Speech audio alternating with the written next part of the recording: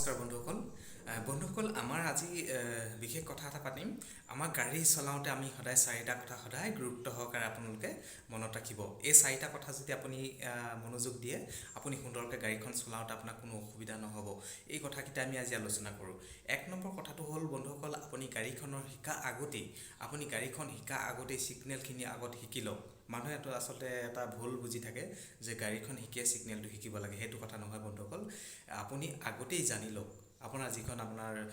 আমাৰ যিখন কিতাপ থাকে, আমাৰ যিখন আপোনাৰ ছিগনেলৰ কিতাপ থাকে, আপুনি কিতাপখন ভালকৈ পঢ়ি পিনাই এবাৰ বুজি লওক ছিগনেলবিলাক বিষয়ে। সেইটো হয়, আপুনি গাড়ীখন যেতিয়া শিকিব তাৰপিছতো আপুনি শিকিব লাগিব, বহুত শিকিব লাগিব।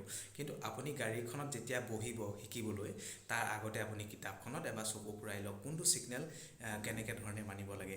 এই কথাটো আপোনালোকে সদায় গুৰুত্ব সহকাৰে ল'ব। গাড়ীখন শিকাৰ আগতে আপুনি ছিগনেলটো আপুনি জানি লওক। আপুনি যিহেতু কিতাপখন চাই আপুনি শিকি লওক। তাৰপিছতে 2 নম্বৰতে আপুনি গাড়ীখন শিকিব। গাড়ীখন শিকোঁতে বন্ধুসকল প্ৰথমতে সৰু ভুলবিলাক আপুনি কৰিবলৈ চেষ্টা কেতিয়াও নকৰিব। আপুনি সৰু ভুলবিলাকে কেতিয়াবা আপোনাক বিপদত পেলাব পাৰে। আপুনি একদম নিয়াৰিকৈ ধুনীয়াকৈ সুন্দৰভাৱে এটা দুটাকৈ আপুনি আস্তেকৈ, আপোনাৰ 10 দিন বেছিকৈ দেৰি লাগক, কিন্তু আপুনি গাড়ীখন সুন্দৰকৈ শিকক। এইটো কি বস্তু, গিয়াৰটো কেনেধৰণে কাম কৰিব, গিয়াৰ আপোনাৰ এক্সেলেটাৰ কি ধৰণে আপুনি এক্সেলেটাৰ মাৰিব লাগিব, ব্ৰেক কি ধৰণে ক'ত মাৰিব লাগিব, একদম সুন্দৰভাৱে আপুনি নিয়াৰিকৈ ধুনীয়াকৈ আপুনি গোটেই কথাখিনি জানি লওক। তাৰপিছত আপুনি গাড়ীখন সুন্দৰকৈ চলাবলৈ, আপুনি গাড়ীখন যেতিয়া চলোৱা আগতেই আপোনাৰ গিয়াৰ ব্ৰেক গোটেই বস্তুখিনি এবাৰ নহয় আপুনি 10 বাৰ চাই লওক। কেনেকৈ ধৰণে মাৰিব লাগিব, কি আপোনাক যোনে শিকাব তেখেতৰ পৰা আপুনি সুধি লওক বাৰে। আপুনি বাৰে সোধক। মই সেনেকৈ বহুতজনক মই সেনেকৈ শিকাইছোঁ, কিন্তু যিসকলে শিকিছে তেওঁলোকে ফোন কৰি হ'লেও কয় যে আপুনি যেনেধৰণে শিকাইছিলে মই বেলেগকো তেনেধৰণে গাড়ী মই শিকাই আছোঁ আৰু সেনেকৈ সুন্দৰভাৱে আমি গাড়ী চলাই আছোঁ। শুনি সেনেকৈ ভাল লাগে বন্ধুসকল। মই সময় পালে সেনেকৈ প্ৰায় যিসকল মোৰ ওচৰৰ বন্ধু আছে মই প্ৰায় শিকাবলৈ চেষ্টা কৰোঁ। ৰাতিপুৱাই মই দেখুৱাওঁ, যিহেতু মোৰ ছাৰ্ভিচত যাওঁ মই সেইকাৰণে। কিন্তু তাৰ মাজতে মই ৰাতিপুৱাই টাইম পালে মই সেনেকৈ 2-4জনক মই দেখুৱাওঁ, যিসকলে আগ্ৰহ কৰে, গাড়ী শিকিবলৈ আগ্ৰহ কৰে, মই শিকাবলৈ মই চেষ্টা কৰোঁ। সেইকাৰণে সেই কথাটো সদায় লক্ষ্য কৰিব। আপোনালোকে ধুনীয়াকৈ নিয়াৰিকৈ আপুনি গাড়ী চলাওঁতে এই কথাকেইটা সদায় মন কৰিব। গাড়ীখন যেতিয়া আপুনি বহাৰ পিছতে আপোনাৰ আৰু এটা কথা সদায় লক্ষ্য কৰিব, গাড়ীখন যেতিয়া আপুনি শিকিব গোটেই আপুনি গাড়ীখনত সদায় সম্পূৰ্ণভাৱে আপোনাৰ ভগৱানৰ নাম লৈ আপুনি ধুনীয়াকৈ বহিব। আপোনাৰ বেলেগ চিন্তাৰ পৰা আপুনি অকণমান দূৰত থাকিব। যিহেতু গাড়ীখন শিকা টাইমত আপুনি যদি সঁচাকৈ গাড়ী শিকাৰ ইচ্ছা আছে, তেতিয়াহ'লে আপুনি একদম সুন্দৰকৈ নিয়াৰিকৈ আপুনি কথাকেইটা মন দিব। 3 নম্বৰ কথাটো হ'ল বন্ধুসকল, আমি গাড়ী চলাওঁতে সদায় আমি শিকাই হওক বা চলোৱাই হওক, আমি সদায় জোতা পিন্ধি ল'ব লাগে। আপোনাৰ জোতা নিপিন্ধিলে আপোনাৰ বহুত অসুবিধাত হ'ব পাৰে। এইটো বিষয়ে মই আগত সুন্দৰকৈ ভিডিঅ' বনাইছোঁ, আপোনালোকে চাইছে নিশ্চয়। জোতা পিন্ধি ল'ব। জোতা পিন্ধি ল'লে আপোনাৰ কোনো অসুবিধা নহয়।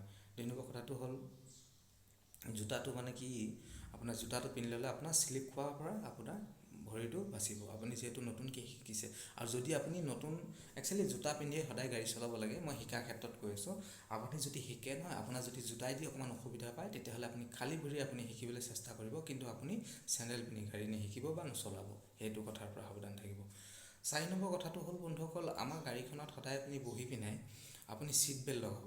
আপুনি শিকোঁতেই হওক আৰু আপুনি এনেই সাধাৰণতে চলালেই হওক, আপুনি ছিট বেল্টডাল সদায় লগাবলৈ চেষ্টা কৰিব। ছিট বেল্ট নলগালে কিন্তু আপুনি কেতিয়াবা বিপদত পৰিব পাৰে। যিহেতু আপোনাৰ ছিট বেল্টেদি আপোনাৰ জীৱন ৰক্ষা কৰিব পাৰে, আৰু বহুত ডাঙৰ সেনেকুৱা ঘটনা হয়। আৰু বিশেষকৈ শিকোঁতে বাৰু ইমান বিশেষ হেৰি নাই, তথাপিতো আপুনি এই যে আৰম্ভণিটো কৰিব ছিট বেল্ট লগোৱা, সেইটো মানুহৰ একচুৱেলি অভ্যাসটো বহুত ডাঙৰ কথা। আমাৰ যিকোনো বস্তু যদি আমি অভ্যাসত পৰিণত কৰোঁ, আমাৰ কাৰণে বহুত ভাল। সেই কথাকেইটা সদায় মনত ৰাখিব। আমাৰ এই 4টা কথা সদায় মনত ৰাখিব। মই আকৌ এবাৰ কৈ দিছোঁ। 1 নম্বৰতে হ'ল আপোনাক মই ক'লোঁ, 1 নম্বৰতে আপুনি গাড়ীখন শিকাৰ আগতে আপুনি ছিগনেলখিনি জানক। ছিগনেলখিনি জানি পিনে এবাৰ কিতাপখন আপুনি সুন্দৰকৈ চাই তাৰপিছত আপুনি গাড়ী শিকিবলৈ বহক। গাড়ী শিকোঁতে আপুনি যেতিয়া গাড়ী চলাই যাব, তেতিয়া আপুনি ছিগনেলখিনি কোন ৰাস্তাত ক'ত কেনেকৈ আছে, প্ৰথম যে আপুনি এই ছিগনেলবিলাক চাই ল'লে, সেই কথাটো আপোনাৰ মনলৈ আহিব।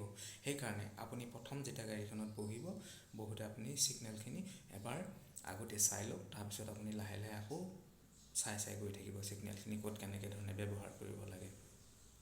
সেইকাৰণে আজি এইকেইটা কথাই ক'লোঁ বন্ধুসকল। এই 4টা কথা আপোনালোকে মনত ৰাখিব। এই মনত ৰাখি আপোনালোকে গাড়ী শিকক, আপোনালোকৰ ভাল হ'ব আৰু সুন্দৰকৈ গাড়ী চলাই যাব পাৰিব কোনো অসুবিধা নোহোৱাকৈ। কিবা যদি জানিবলগীয়া থাকে নিশ্চয় নিশ্চয় মোক সুধিব, মই চেষ্টা কৰিম আপোনালোকক দিবলৈ। ধন্যবাদ। জয় অসম।